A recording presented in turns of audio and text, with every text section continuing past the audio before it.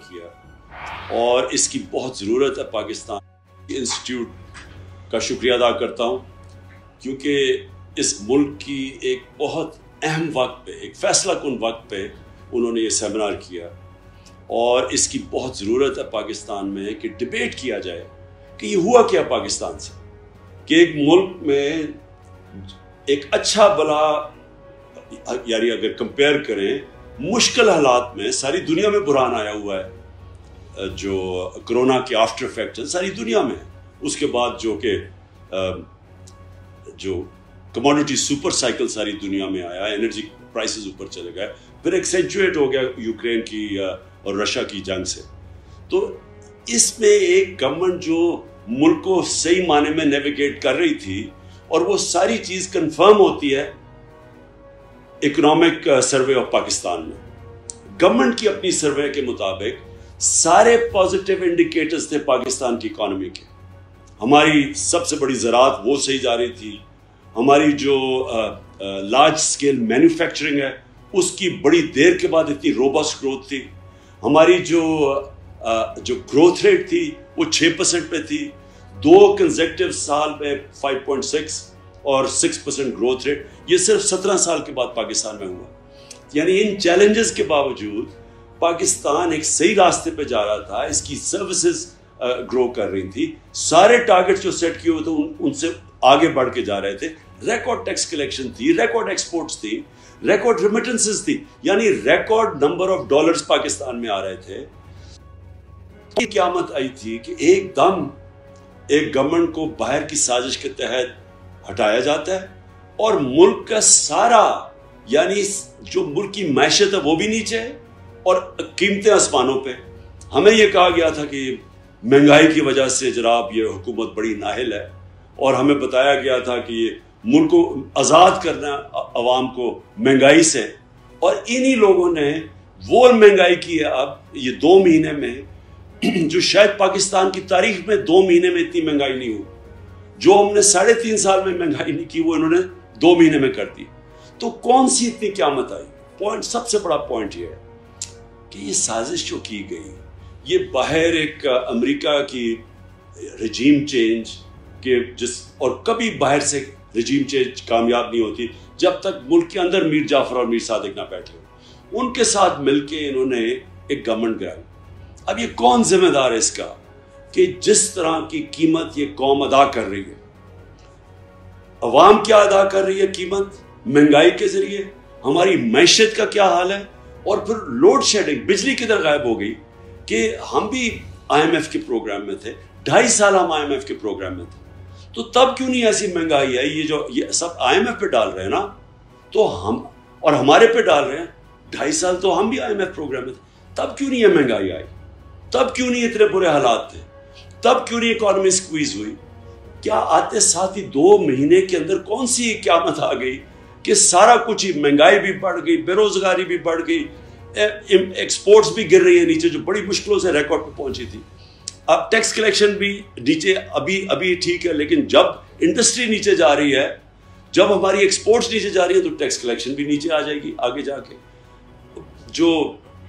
جو سب سے خطرناک چیز ہے ملک کے لیے کہ ہماری جو اکانومی ہے وہ سب کو اب یہ خوف ہے کہ یہ سری لنکا کی طرف جا رہی ہے، اور اگر سری لنکا کی طرف چلی گئی اور معیشت کمزور ہو گئی تو ہمیں سب کو پتہ ہے کہ اس کا اگلا کیا مسئلہ آنا ہے نیشنل سیکیورٹی کے اوپر. ہم نے جو پہلی پاکستان کی نیشنل سیکیورٹی پالیسی بنائی تھی، پہلی دفعہ ہم نے کلیئر کیا تھا کہ ملٹری سیکیورٹی ایک طرف ہے، اکنامک سیکیورٹی اتنی امپورٹنٹ ہے.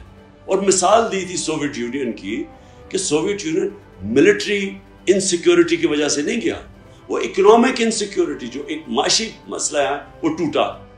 تو ہم پہلے سے بھی ہماری طرح کے لوگ یہ کہہ رہے تھے کہ یہ جو رجیم چینج ہے، کیا جو امریکہ نے ہمارے اوپر یہ مسلط کیے ہیں پاکستان کے بڑے بڑے ڈاکو، اور یہ یاد رکھیں کہ یہ کبھی نہیں ہوا کہ 1100 ارب روپیہ NRO2 کے اندر ان کے معاف کیے گئے، یعنی رول آف لا کی دھجیاں اڑا دی گئی ہیں کہ طاقتور کے لیے ایک قانون اور کمزور کے لیے چھوٹے چور جیل میں اور بڑے ڈاکو بن گئے وزیر اعظم اور چیف منسٹرز.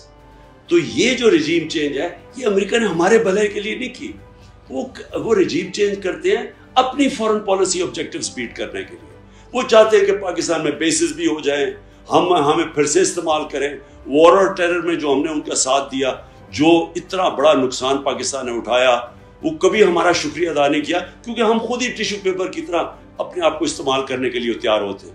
لیکن اس باری وہ پھر سے چاہ رہے ہیں کہ پاکستان کو یہاں بیسز بھی ہو, یا وہ یہ چاہ رہے ہیں کہ ہم ان کی فورن پالیسی یعنی روس سے, مسئلہ آپ کا روس کے ساتھ ہے لیکن ہم اس کی قیمت ادا کریں کہ نہیں, ہم سستا تیل نہیں بگوا سکتے. ہندوستان کر سکتا ہے, ہم نہیں کر سکتے. غلام وہ اپنے لیے استعمال کرنا چاہتے ہیں. کیا ہمارے ملک کے اندر لوگوں کو خوف نہیں ہے کہ کیا انہوں نے اس ملک میں رہنا ہے؟ کیا جن لوگوں کے پاس اختیارات ہیں, جو نیوٹرلز ہیں ہمارے, جو کہتے ہیں کہ جی ہم اب پیچھے ہٹ کے نیوٹرل ہو گئے, کیا یہ ان کا پاکستان نہیں ہے؟ کیا اگر یہ معیشت نیچے جائے گی تو کیا ان کو نقصان نہیں ہوگا؟ جو لوگ جن کا جینا مرنا پاکستان میں ہے, کیا وہ لوگوں کو فکر نہیں کرنی چاہیے؟ اور سب سے بڑی بات یہ کہ جن لوگوں کو ہم نے مسلط کیا ہے, کیا ان کا انٹرسٹ ہے پاکستان میں؟ کتنا ان کا انٹرسٹ ہے پاکستان؟ اگر ان کا انٹرسٹ پاکستان میں ہوتا تو وہ ہر وقت جب بھی ان کے اوپر کوئی کرپشن کیس ہو تو باہر نہ بھاگ جاتے. ہر وقت باہر بھاگتے ہیں, NRO لے کے واپس آ جاتے ہیں, پھر جب کرپشن کیس پھر باہر بھاگ جاتے ہیں. اب یہ پھر واپس آنے کی سوچ رہے ہیں صرف اس لیے کہ انہوں نے اپنے آپ کو NRO دلوا دیے. کیا یہ ہے پاکستان کا انٹرسٹ؟ اور اگر ہم یہ سمجھ رہے ہیں کہ ہمارا انٹرسٹ ان چوروں کے ساتھ ہے تو اس کا کوئی مستقبل نہیں. میں اس لیے آخر میں یہ بات کرنا چاہتا ہوں کہ دیکھیں, یہ جو رجیم چینج ہے, یہ عمران خان کو کوئی میرا نفع نقصان کیا ہے, لیکن پاکستان کو بہت نقصان ہے اس کا.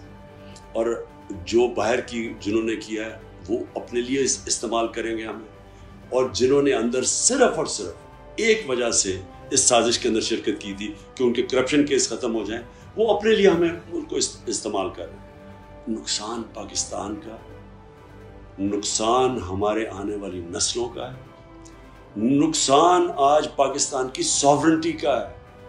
یہ ایک ملک بنا تھا بڑا, ایک ہندوستان کے مسلمانوں نے پاکستان کے لیے ووٹ دی تھی, جنہوں نے پاکستان نہیں بھی آنا تھا صرف ایک وجہ سے کہ وہ آزاد ملک دیکھنا چاہتے تھے. لا الہ الا اللہ, کوئی نہیں ہے خدا سوائے اللہ کے, کسی اور کے سامنے ہم نہیں جھکتے, اس نعرے پہ بنا تھا. آج ہمیں غلام بھی بنایا جا رہا ہے, اور آج ان لوگوں کو اوپر بٹھایا جا رہا ہے کہ اگر ان لوگوں 30 سال سے تو خاندان اس ملک کو لوٹ رہے ہیں, آج واپس ان کو بٹھایا جا رہا ہے. یہ ہمارے ملک کے لیے نہیں بٹھایا جا رہا, یہ ان کے لیے بٹھایا جا رہا ہے جن لوگوں کا کوئی وفاداری پاکستان سے نہیں ہے. تو میں اس لیے اپنی ساری قوم کو آج اس سیمینار کے تھرو میسج دینا چاہتا ہوں کہ ہم وہ کبھی اللہ اس قوم کی حالت نہیں بدلتا. اللہ قرآن میں کہتا ہے جب تک وہ قوم خود اپنی حالت بدلنے کی کوشش نہ کرے. ہم نے اگر اسی طرح چلنا ہے اور ہم نے چپ کر کے تماشا دیکھنا ہے کہ یہ چور واپس جاتے ہیں, پھر واپس آ جاتے ہیں NRO لے کے, اور باہر سے ہمیں کنٹرول کیا جاتا ہے, اس لیے پاکستان نہیں بنا تھا. اور اگر یہی ہوگا تو مجھے افسوس سے کہنا پڑتا ہے ہمارے ملک کا کوئی مستقبل نہیں ہے.